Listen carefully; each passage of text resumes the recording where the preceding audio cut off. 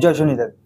আজকে আপনাদের সঙ্গে আলোচনা করব 2025 সালটা বিশ্ব রাশির যে সকল ব্যক্তি আছেন বা বিশ্ব লগ্নের যে সকল ব্যক্তি আছেন 2025 সাল আপনাদের কেমন যাবে।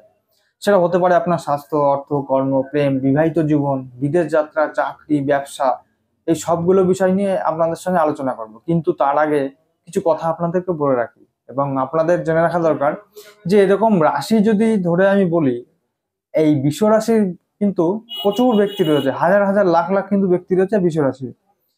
তো এখানে আমি যদি বলে থাকি রাশির উপরে বেস করে, তাহলে পরে কোনো ব্যক্তির সঙ্গে মিলবে, কোনো ব্যক্তির সঙ্গে মিলবে না, কোনো ব্যক্তির সঙ্গে হাফ মিলবে, তো এরকম হবে। প্রবলেমটা এরকম হবে। কমেন্টে যদি বা অনেকে লিখে দেয় যে দাদা আমার সঙ্গে কিন্তু 100% মিলেছে, আবার কিন্তু অনেকে লিখেছে দাদা আমার সঙ্গে কিছুই মেলেনি, তাহলে আমাকে রাশি অন্য বা আপনি ভুল বলছেন।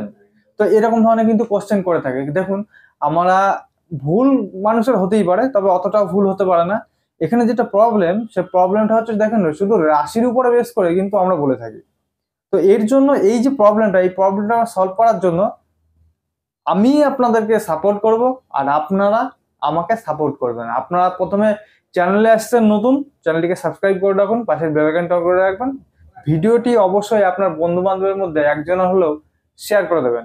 আর আপনাদের যেটা করতে হবে, আপনাদের পার্সোনাল যদি কোনো কোশ্চেন থাকে, যে কোনো একটা, সেটা বললাম যে স্বাস্থ্য, অর্থ, কর্ম, প্রেম, বিবাহ, বিদেশ, যে কোনো একটা কোশ্চেন আপনি কমেন্টে লিখবেন।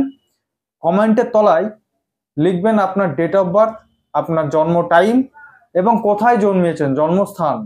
এই তিনটে জিনিস আপনার লিখতে হবে। লিখে কমেন্ট করে আমাদেরকে জানান। আপনারা মোটেও তাড়াহুড়ো করবেন না। ঠিক মার্চ মাসের আগে বা এক মাসের মধ্যে আমরা আপনাকে রিপ্লাই দিয়ে দেবো যে আপনার রাশি কি, লগ্ন কি, নক্ষত্র কি আছে, মহাদশা অন্তর্দশা কি চলছে এবং মহাদশা অন্তর্দশা খারাপ না ভালো এবং সেটা কতদিন চলবে। সঙ্গে আপনার যে পার্সোনাল কোশ্চেন, সে কোশ্চেনের উত্তরও কিন্তু আমরা দিয়ে দেবো। তবে বললাম যে তাড়াহুড়ো করলে হবে না, একটু ধৈর্য ধরে থাকবেন। টাইম হলেই আমি কমেন্টের রিপ্লাই কিন্তু দিয়ে দেবো।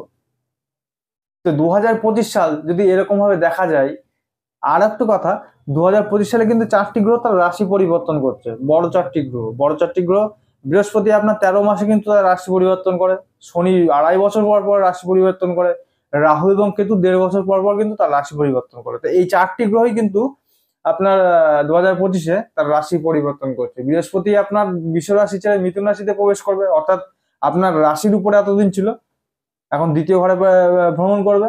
এবার রাহু আপনার দশম ঘরে ভ্রমণ করবে এবং কেতু সঙ্গে চতুর্থ ঘরে, এবং শনি কিন্তু আপনার দশম ঘর ছেড়ে কোথায় যাচ্ছে, আপনার একাদশ ঘরে কিন্তু ভ্রমণ করবে।